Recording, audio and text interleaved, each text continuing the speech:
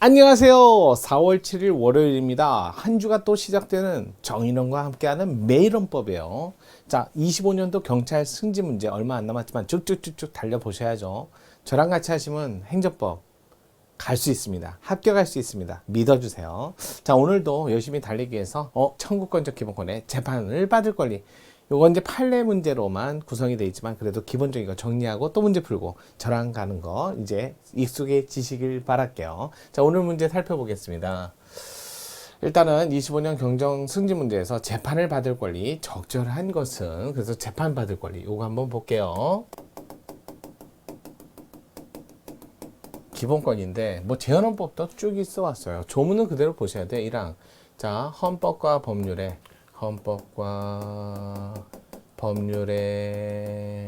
자격이 있는 법관에 의해서 재판을 받을 권리고, 그 다음에 법률에 따른 재판을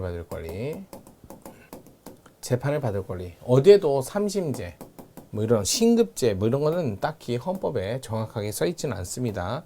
삼심제, 그 다음에 대법원이 반드시 최종심, 이런 것들은 헌법에 써 있지 않아요. 헌법상 기본권으로 보지 않습니다. 자, 그러면 뭔데요? 적어도 한 번에 사실심이나 또는 또는이 아니죠. 죄송합니다. 적어도 한 번에 법률심을, 이것도 한 번 이렇게 갖고 각각 받을 권리가 있다. 이게 헌법상 기본권이에요. 그러다 보니까 우리나라에서는 뭐 배심 재판이라든지 참심 재판 이런 것들을 들어오면, 참심 재판 이런 거 들어오는 순간 곧바로 위헌이 됩니다.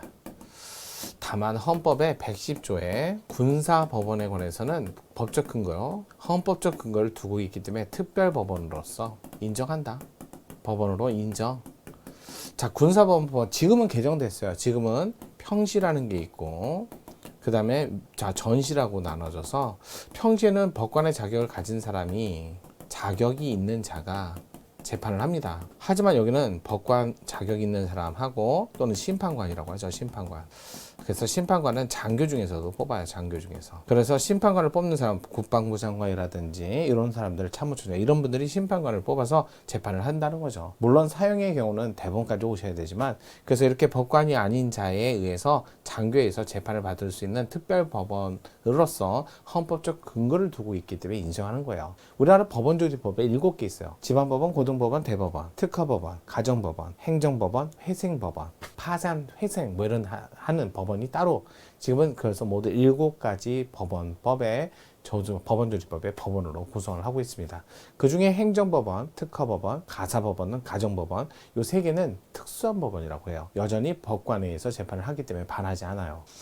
이런 것들은 and로 돼 있으니까, 오화가 아니니까 한 단어라도 요거 헌법과 법률 반드시 다 붙어 다녀야 된다는 것도 전제로 하고요. 그 다음에 우리나라에서 비상계엄하고, 자, 비상계엄, 경비계엄 아닙니다. 또, 자, 법률에 근거를 두고 있을 때 어느 거요? 유, 군, 용물, 군사상 기밀. 이렇게 돼 있죠. 이런 것들에 한해서는 뭐라고 한다? 법률에 근거를 두고 있으면, 일반 사인도 군인, 군무원이 아닌 일반 국민도 군사법원에서 재판을 받을 수 있다. 이렇게 나오죠. 법원에서 재판을 받는다. 이렇게 나오는 거다. 가능하다. 그래서 요거 2항에 써 있다는 거. 그다음에 3항에 신속, 공개, 이거는 공정한 재판을 받을 권리. 따라서 공정한 재판을 받을 권리는 이거는 명시되어 있지 않지만 당연히 인정한다. 이렇게 보시면 될 것 같아요. 자, 그래서 나머지 사항, 무죄추정권이라든지 범죄인으로 인한 형사피해자, 재판 절차 진술권, 이것들은 5공화국 현행헌법에 무죄추정권, 형사피해자의 재판 절차 진술권, 현행헌법 이렇게 차근차근 들어왔다. 이건 재헌헌법부터 쭉 있어 왔어요. 이렇게. 그래서 조문 정리를 좀 해보시고요. 그 다음에 이제 문제를 한번 볼게요. 판례 문제. 적절한 것은 올바른 지문을 고르라는 거죠. 옛날 판례죠. 국방부 장관, 참모총장, 관할관이 군판사 또는 심판관, 임명권과 재판관의 지정권을 갖고 있고, 심판관은 장교 중에서 지금은 전시에만 이래요. 옛날에는 평시에도 이랬어요. 임명할 수 있도록 규정한 것 자체인 군사법원법, 그러니까 개정되기 전법, 이거 침해하지 않았습니다. 자, 두 번째, 헌법 27조 재판을 받을 권리, 적어도 한 번에 재판을 받을 권리, 적어도 한 번에 신급. 자, 요구할 권리, 신급제도 이건 없죠. 그래서 몇 개의 신급을 형성되어야 하는가에 관해서는 헌법에 전혀 규정하고 있지 않으므로 이는 입법자의 광범위한 입법 형성권에 맡겨져 있다. 이게 맞네요. 예, 신급은 요구할 권리 요건데 이거는 헌법이 없어요. 자, 사법보좌관에게 사법보좌관 판사님이 재판 다 했는데 복사지 얼마 들었고 경비 얼마 들었고 이런 것까지 판사님이 하기에는 조금 업무 과중이 되지 않을까? 집중도 안 되고 재판. 그래서 뭐 법원 공무원 중에 재판 담당 공무원을 지정해서 이렇게 소송 비용이나 이런 것들 정리하도록 하는 것은 반하지 않습니다. 독촉 절차에서 법원의 사무를 처리할 수 있도록 규정한 법원조직법 조항 중 민사소송법에 따른 독촉 절차, 법원의 사무에 관한 부분은 입법 지령의 한계를 벗어나 자의적인 입법, 헌법상 보장된 재판자 받을 권리의 본질적 내용을 침해한다? 침해하지 않습니다. 자, 4번 판결 주문에 영향이 없는 당사자 공격과 방어 방법에 대한 판단이 누락. 여러분 판단 누락이라고 하죠. 판단 누락.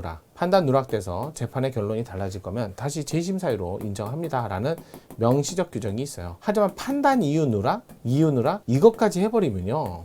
남소가 너무 심해져요. 필요 없는 소 이런 거 재심이 너무 심해지니까 판단 이유 누락이라는 걸 재심 사유로 인정하지 않고 판단 누락 주문에 국한해서 인정하는 건 재심 제도 취지에 부합한다. 이 판례였어요. 달리 판결 주문과 간접적으로만 연관되어 있는 판결 이유가 누락된 경우에는 재심의 소를 통해 기판력 등 확정된 판결의 효력을 배제하는 것이, 자, 그럼 한마디로 그걸 못하게 하는 것이 재심 제도의 취지에 부합한다? 아니까 이거를 못하게 해야죠. 효력을 배제하는 것을 재심 제도의 취지에 부합하면 받아주겠다는 거고, 그렇게 효력을 배제하는 것을 금지해야만 오히려 재심 제도의 취지에 부합하는 거죠. 이 말장난 같은데 잘 이해하셔야 돼요.